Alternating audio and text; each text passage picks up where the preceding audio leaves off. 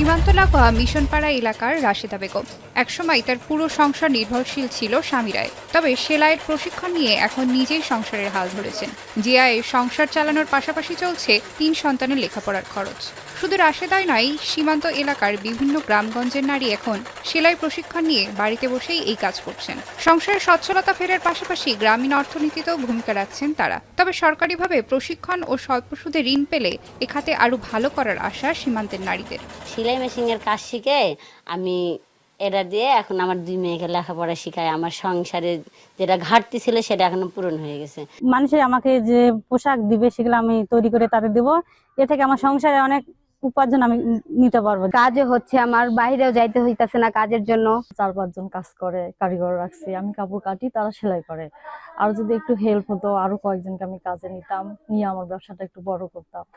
সরকারিভাবে স্বল্প পরিমাণ সেলাইয়ের প্রশিক্ষণের সুযোগ রয়েছে, কিন্তু সেখানে বেশিরভাগই অংশ নিতে পারেন না।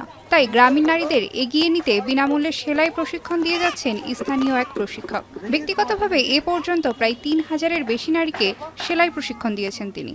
আমাদের এই সীমান্তবর্তী এলাকায় মানুষের কর্ম নাই, যার কারণে এটার পাশাপাশি যদি সে সংসারে একটু সাপোর্ট দিতে পারে, এর জন্যই ফ্রি শিক্ষা দেওয়া হয় আর কি।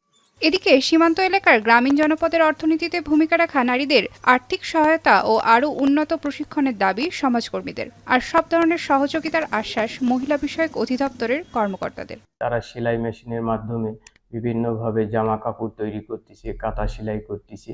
এইসব নারীদেরকে আরও এগিয়ে নেওয়ার ক্ষেত্রে আমি মনে করি যে সরকারের এখানে পৃষ্ঠপোষকতার দরকার আছে, সরকারের সহযোগিতার দরকার আছে।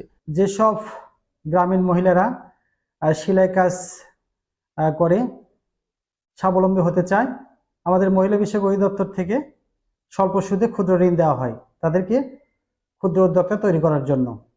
সীমান্তবর্তী উপজেলার গ্রামীণ জনপদে প্রায় 1000 খানেক নারী এখন সেলাইয়ের কাজ করে সচ্ছলতা ফেরাচ্ছেন সংসারে, সেই সাথে ভূমিকা রাখছেন গ্রামীণ অর্থনীতিতে।